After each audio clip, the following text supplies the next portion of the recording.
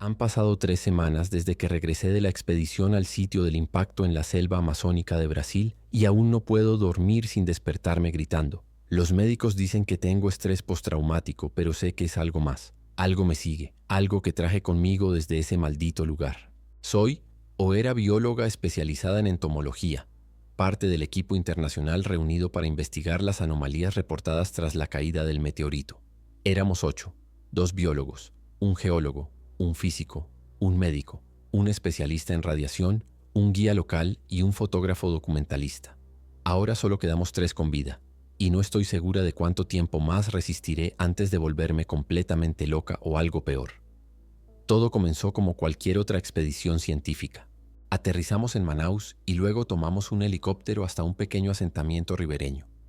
El lugar ya era extraño desde el principio.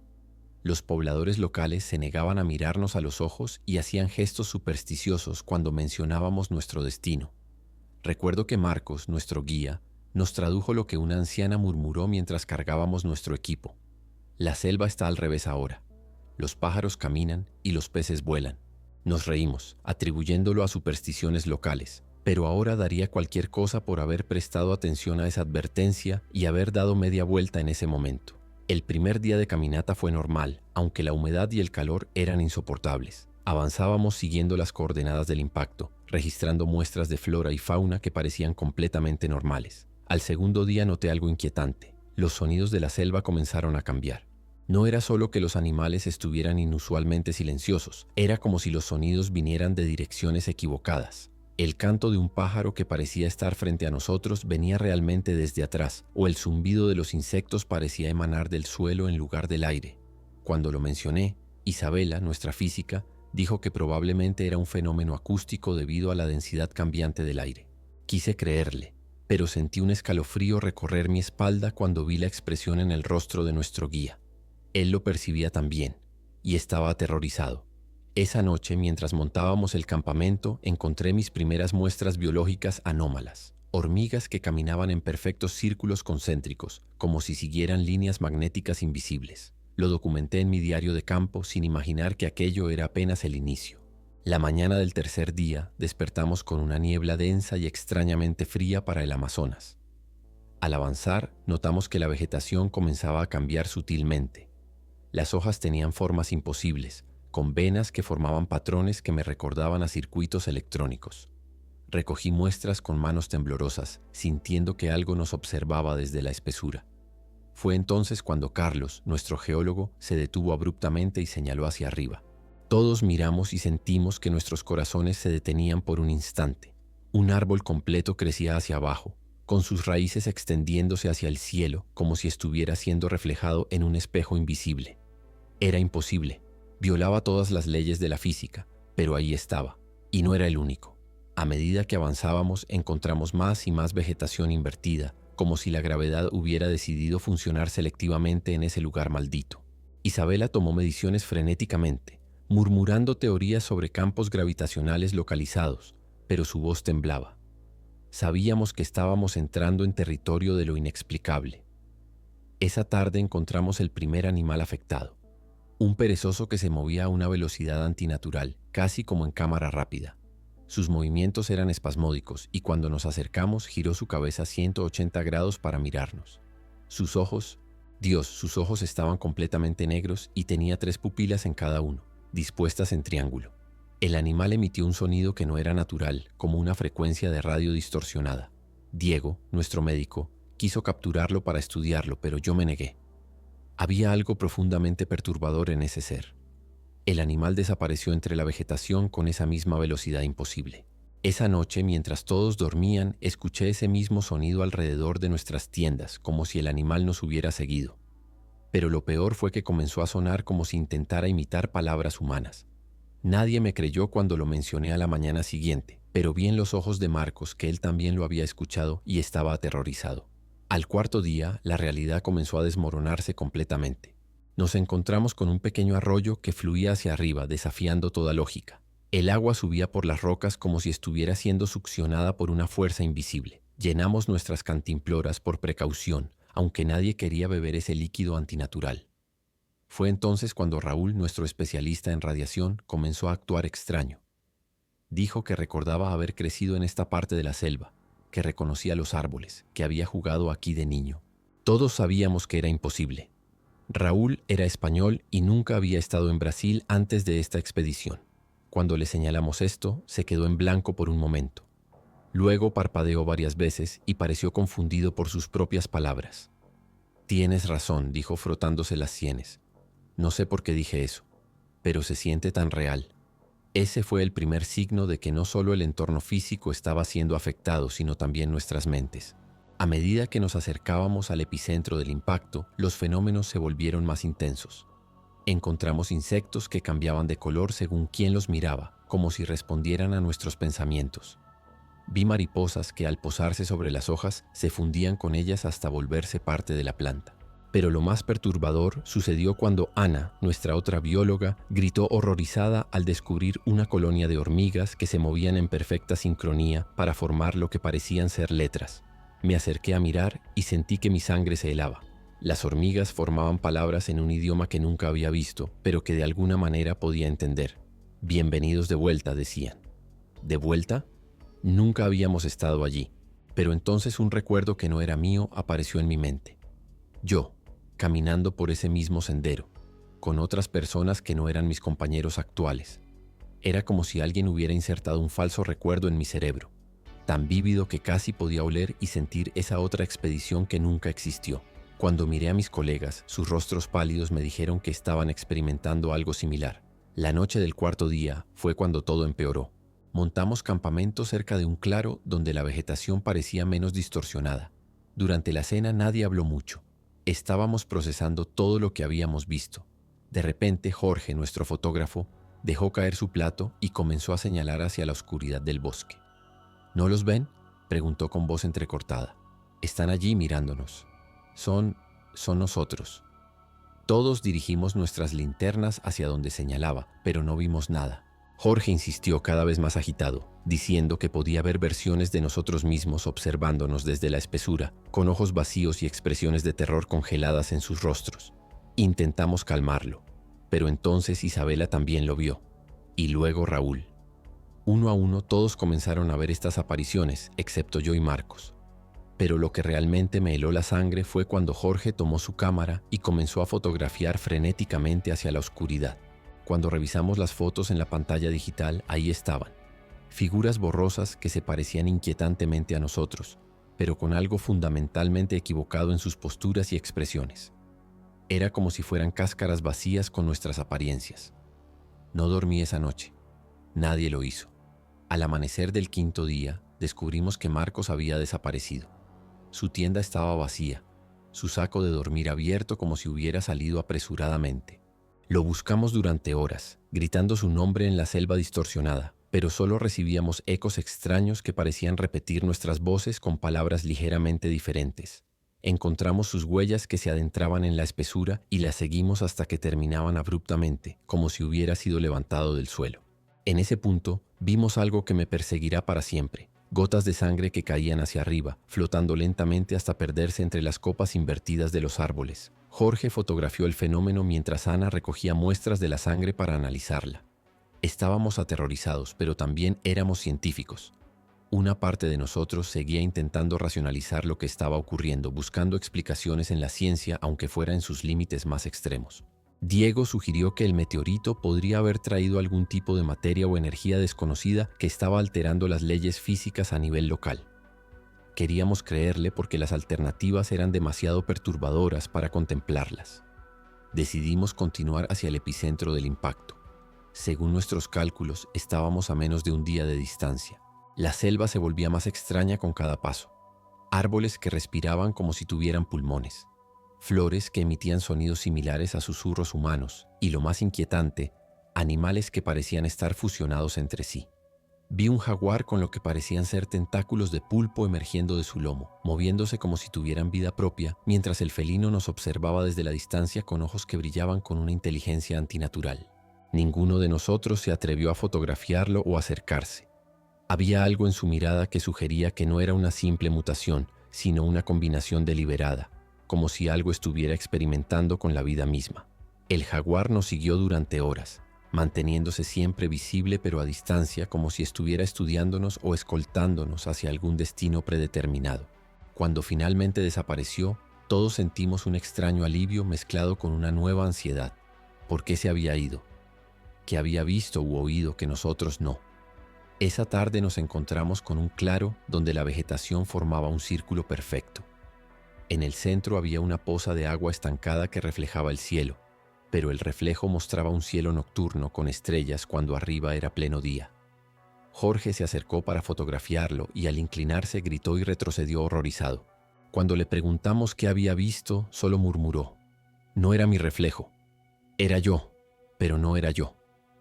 Nos acercamos con cautela y cada uno experimentó algo similar.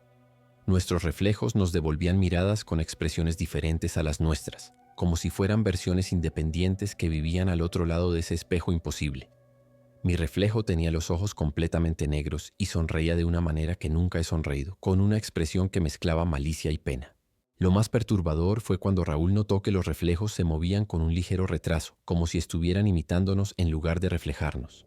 Cuando retrocedimos, nuestros reflejos permanecieron un momento más, mirándonos antes de desvanecerse en el agua. Nadie habló durante horas después de eso. ¿Qué podíamos decir? Estábamos enfrentando algo que iba más allá de nuestra comprensión. La noche del quinto día, mientras intentábamos dormir, comenzamos a escuchar voces. No eran voces humanas normales. Sonaban como si alguien estuviera aprendiendo a hablar por primera vez, imitando el lenguaje humano sin entenderlo completamente. Las voces susurraban nuestros nombres y fragmentos de conversaciones que habíamos tenido días antes.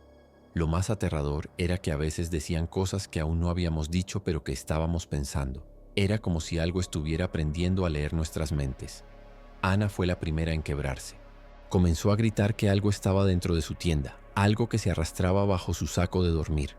Cuando fuimos a ayudarla, no encontramos nada, pero ella estaba convencida de que había sentido un cuerpo frío deslizarse junto al suyo.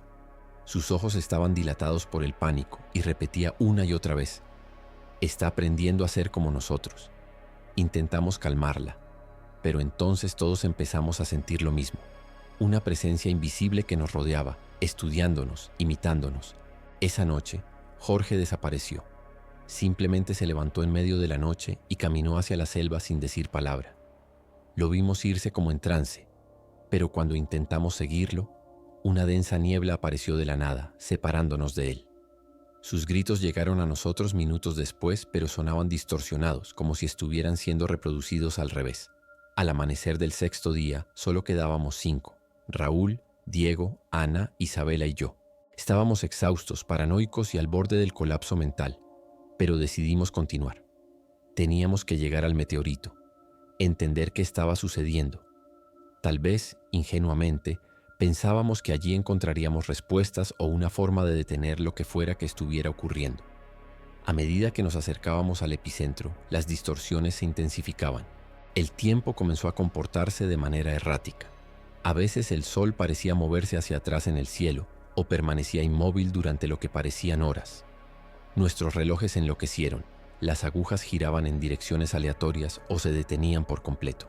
Más perturbador aún, comenzamos a experimentar déjà vu constantemente. Tenía la abrumadora sensación de haber vivido todo esto antes, no una sino docenas de veces. Cuando lo mencioné, los demás admitieron sentir lo mismo. Raúl incluso describió con precisión lo que encontraríamos más adelante en el sendero antes de llegar allí. Un árbol caído cuyas raíces estaban entrelazadas formando lo que parecía ser una figura humanoide. Cuando efectivamente encontramos ese árbol exactamente como lo había descrito, todos nos quedamos en silencio, comprendiendo la horrible posibilidad. Quizás realmente habíamos estado allí antes, atrapados en algún tipo de bucle temporal que no podíamos recordar completamente. Fue cerca del mediodía cuando Isabela tuvo su primer episodio. De repente se detuvo, dejó caer su equipo y comenzó a hablar en un idioma que ninguno de nosotros reconocía. Su voz había cambiado. Sonaba más grave y con un ritmo extraño, casi musical. Sus ojos estaban fijos en el cielo mientras sus manos se movían formando patrones complejos en el aire. Duró apenas unos minutos antes de que colapsara. Cuando recuperó la conciencia no recordaba nada del episodio, pero dijo que había soñado con el meteorito. «No es una roca», nos dijo con voz temblorosa. «Es algo vivo, algo que piensa, y sabe que estamos llegando. Quería que regresáramos, pero ya estábamos demasiado cerca. y además no estábamos seguros de poder encontrar el camino de vuelta. La selva parecía reorganizarse a nuestro alrededor, cambiando constantemente. Nuestras brújulas giraban sin cesar y el GPS mostraba coordenadas imposibles como si estuviéramos en varios lugares al mismo tiempo. Estábamos atrapados, avanzando hacia lo desconocido porque era la única dirección que parecía constante. A media tarde encontramos los primeros signos de la presencia humana anterior a nosotros. Equipos de expedición abandonados, oxidados y parcialmente absorbidos por la vegetación. Había tiendas de campaña desgarradas, mochilas, instrumentos científicos de modelos antiguos. Lo más perturbador fueron las cámaras fotográficas. Diego encontró una Polaroid de los años 80 y, sorprendentemente, aún tenía fotografías sin revelar. Cuando las examinamos, sentimos que nuestras mentes se resistían a procesar lo que veíamos.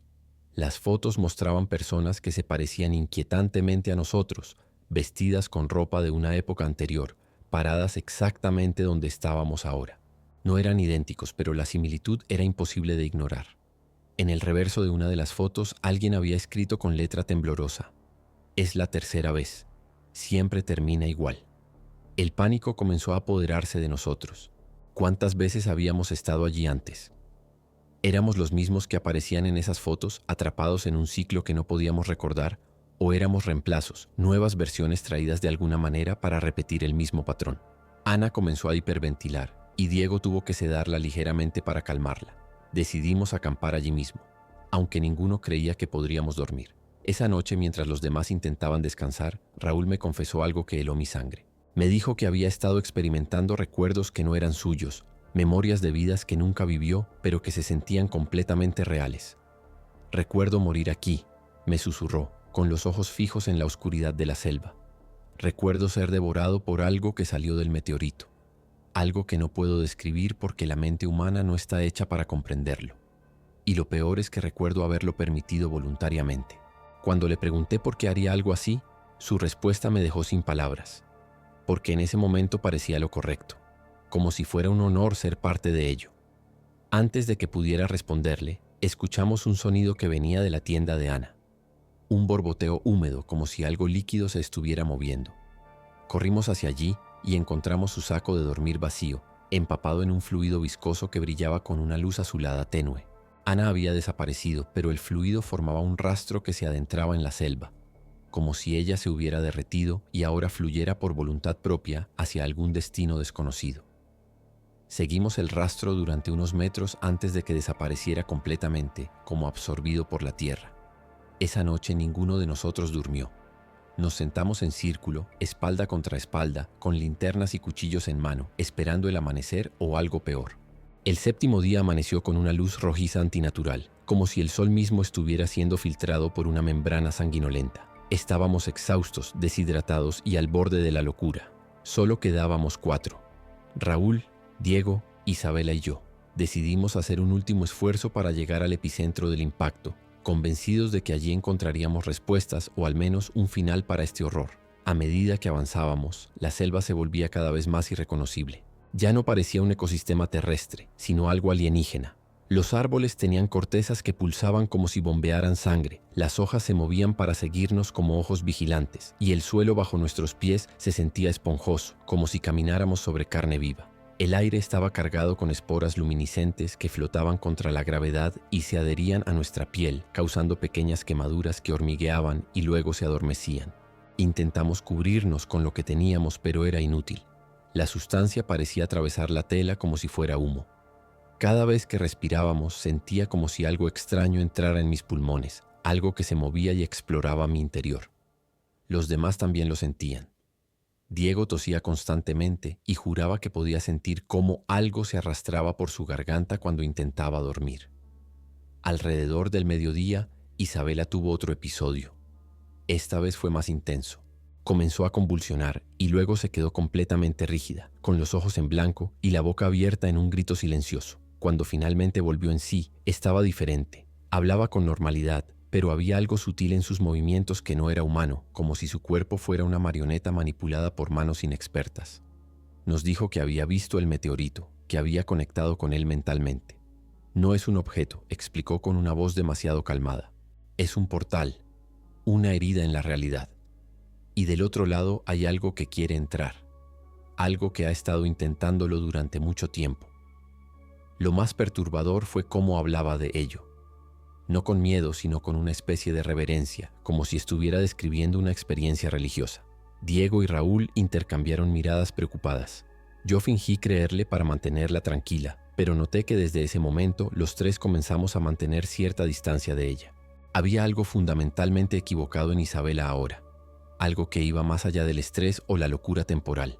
Era como si ya no fuera completamente ella misma. A media tarde encontramos los primeros signos del impacto. Árboles carbonizados en un patrón circular perfecto, como si hubieran sido quemados por una explosión controlada.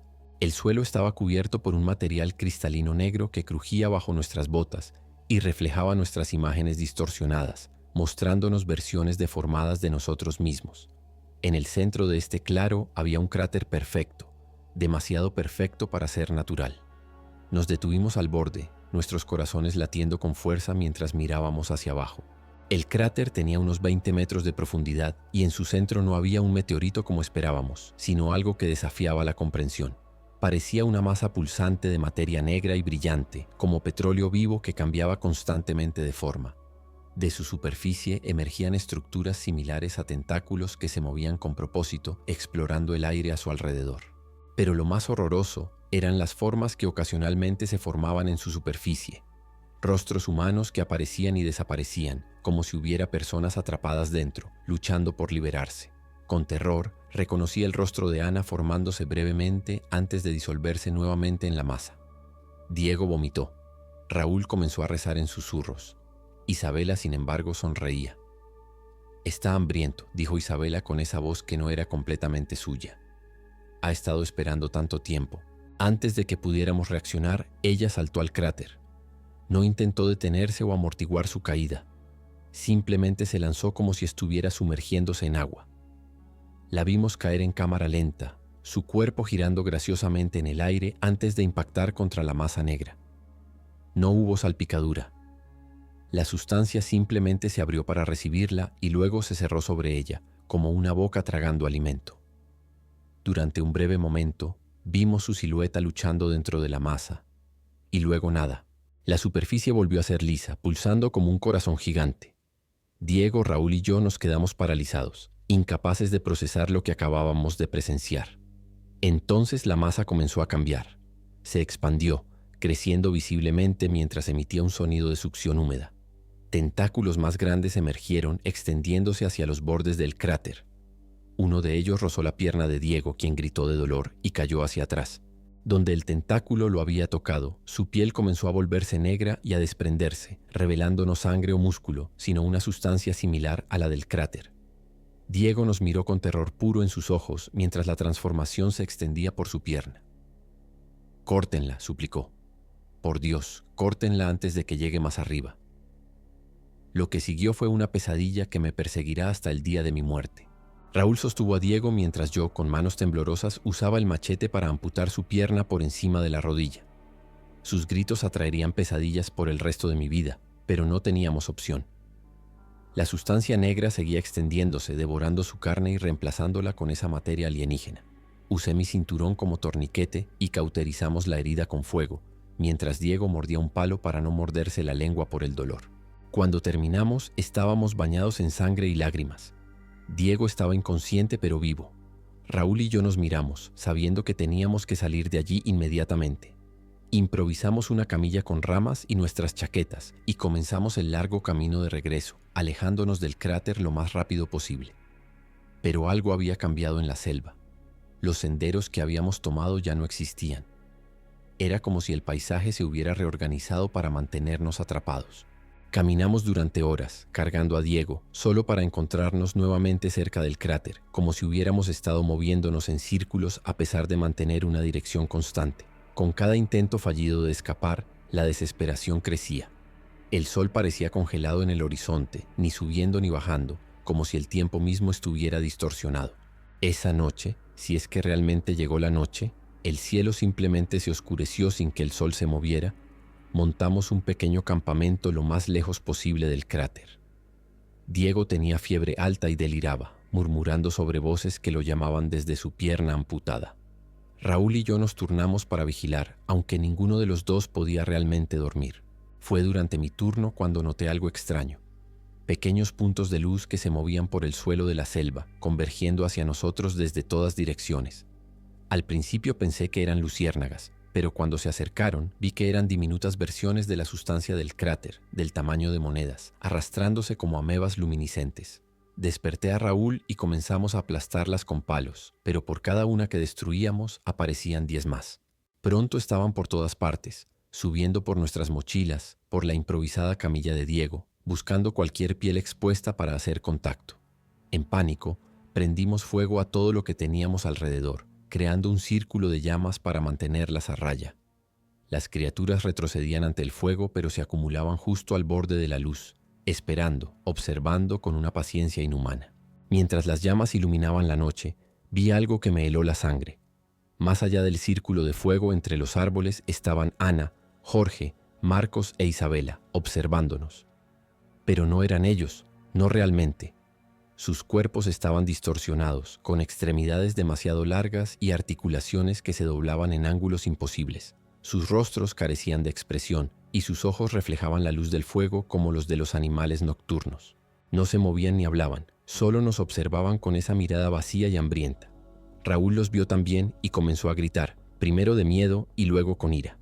Les gritó que se fueran, que nos dejaran en paz, que ya habían tomado suficiente. En respuesta, las figuras inclinaron sus cabezas al unísono en un ángulo imposible, como pájaros curiosos estudiando a su presa. Entonces Isabela, o lo que alguna vez fue Isabela, dio un paso adelante. Su boca se abrió mucho más de lo humanamente posible, revelando filas de dientes finos como agujas. Habló, pero su voz sonaba como varias voces superpuestas, incluyendo la suya original mezclada con sonidos inhumanos. Ustedes ya han estado aquí antes. Ustedes siempre vuelven. Ustedes son nosotros y nosotros somos ustedes. El ciclo continúa. Raúl gritó nuevamente y corrió hacia ella blandiendo una rama en llamas. Intenté detenerlo, pero fue demasiado rápido. Lo vi golpear a la cosa que parecía Isabela con la antorcha improvisada y por un momento pareció funcionar. La criatura chilló y retrocedió. Pero entonces los otros se movieron, demasiado rápido para seguirlos con la vista. Hubo un movimiento borroso, un sonido húmedo de desgarramiento y Raúl cayó al suelo. Su torso estaba abierto de lado a lado, como si garras gigantes lo hubieran atravesado. Murió instantáneamente, con los ojos abiertos por el shock. Quería ayudarlo, quería luchar. ¿Pero contra qué? ¿Cómo se lucha contra algo que desafía la realidad misma? En ese momento de parálisis tomé la decisión que me salvaría la vida, pero me condenaría a vivir con esta culpa. Agarré nuestra última mochila con suministros y corrí, abandonando a Diego inconsciente y el cuerpo de Raúl. Lo que siguió fue una pesadilla de días, o fueron semanas, huyendo a través de la selva distorsionada. Perdí la noción del tiempo por completo. A veces el sol aparecía y desaparecía en minutos. Otras veces parecía congelado en el cielo durante lo que sentía como días.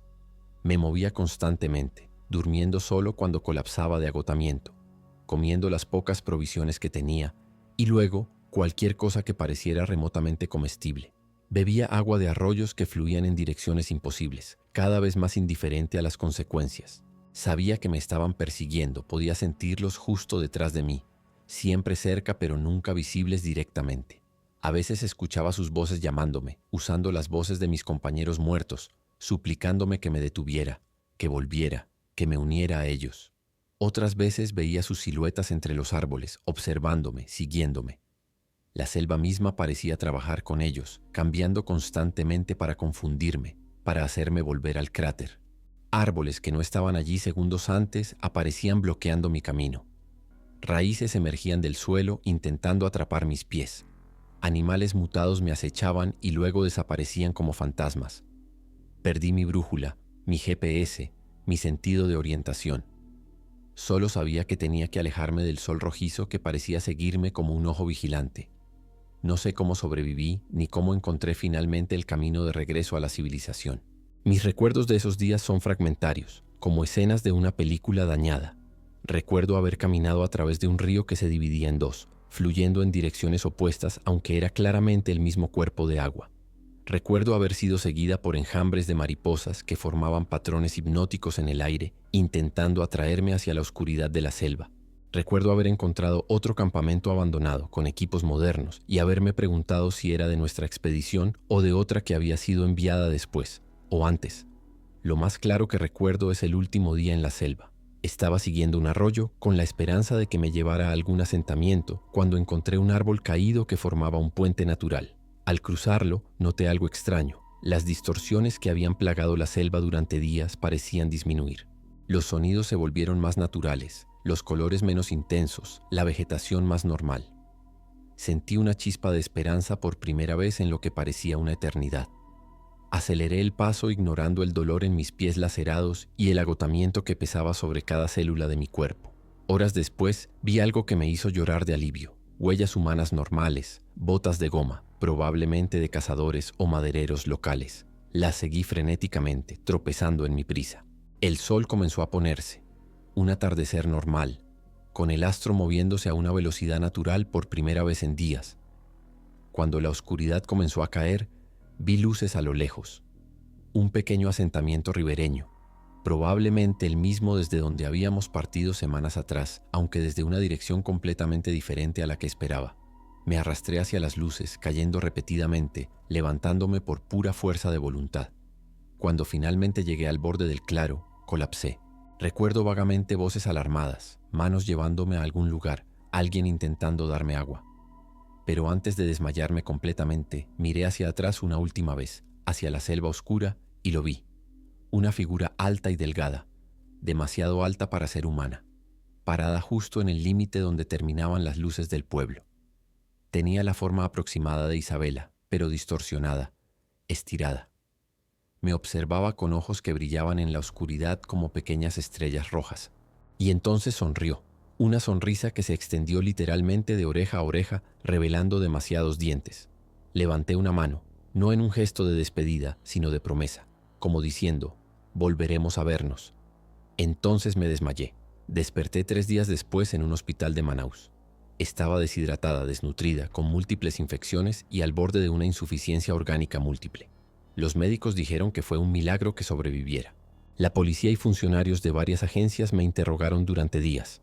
Les conté todo, cada detalle horrible, esperando que me creyeran y enviaran un equipo militarizado para destruir ese lugar. No me creyeron, por supuesto. Concluyeron que habíamos sido atacados por narcotraficantes o rebeldes, que la experiencia traumática había causado alucinaciones y delirios, que mis compañeros probablemente habían sido asesinados o se habían perdido en la selva. Se organizaron búsquedas, pero nunca encontraron nada. Ni cuerpos, ni equipos, ni el supuesto cráter de meteorito. Según los satélites y drones, no había nada anormal en las coordenadas que yo proporcionaba.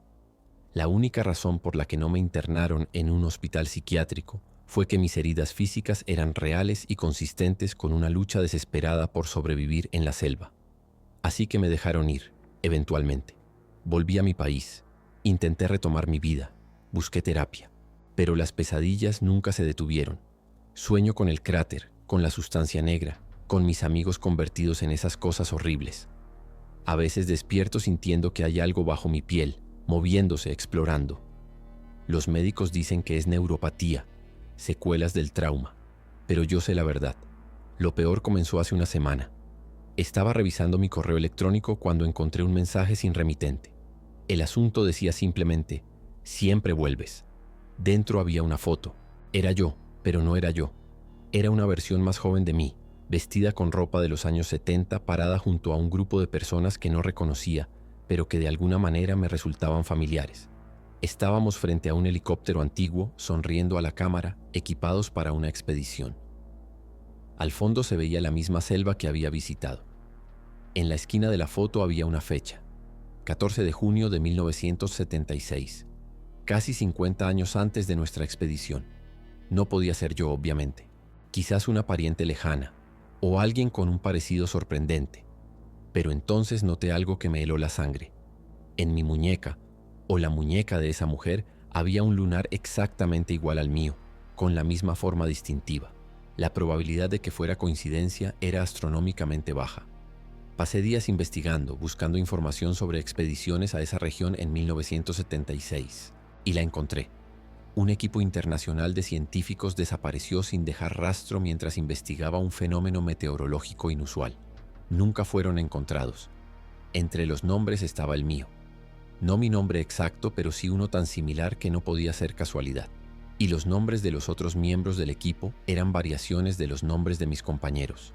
Raúl era Roberto, Isabela era Isabel, Diego era Domingo, y así sucesivamente. Desde entonces he recibido un email cada día, siempre sin remitente, siempre con una foto diferente. Yo en 1943 con un equipo de exploración colonial. Yo en 1897 con misioneros y científicos. Yo en 1832 con naturalistas europeos. Siempre la misma cara, siempre el mismo lunar, siempre en la misma región, siempre desaparecida sin dejar rastro. Y en cada foto, versiones de mis compañeros, con nombres ligeramente diferentes pero rostros inconfundibles. Ayer recibí el email más perturbador. No había foto, solo un texto. Es tu turno nuevamente. Te estamos esperando. El ciclo continúa. Y debajo, coordenadas. No las mismas del meteorito, sino las de mi ubicación actual. Están aquí.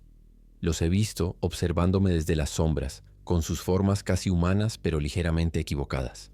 Anoche escuché a Isabela llamándome desde el pasillo de mi apartamento, con esa voz que es y no es la suya.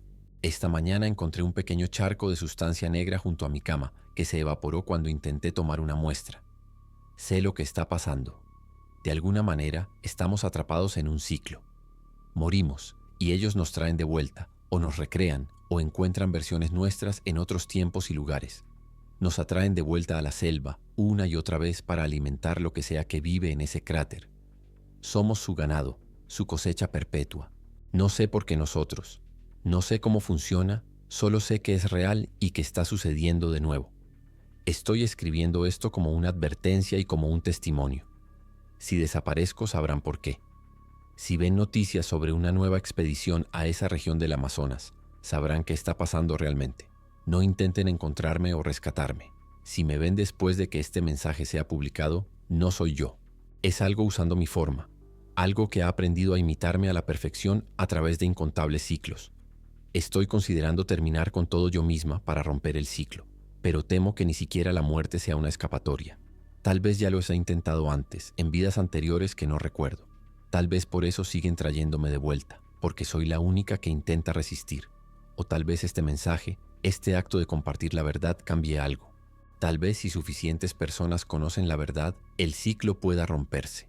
Es la única esperanza a la que puedo aferrarme ahora. Mientras escribo estas palabras, puedo ver una sombra moviéndose bajo la puerta de mi habitación. Una sombra que no corresponde a ninguna fuente de luz natural. Está aquí. Y no está sola. El tiempo se acaba. Si están leyendo esto, por favor, recuérdenme. Recuerden que luché, que intenté advertirles. Y si alguna vez encuentran un meteorito que desafía la física, que tuerce la realidad a su alrededor, no se acerquen. Corran en la dirección opuesta y no miren atrás, porque lo que espera allí no solo destruirá sus cuerpos, sino algo mucho más fundamental, la linearidad de su existencia misma. Nos veremos otra vez, en otro ciclo, en otro tiempo. Siempre volvemos, siempre nos encuentran. El bosque invertido espera, paciente como solo puede serlo algo que existe fuera del tiempo, y su hambre es eterna.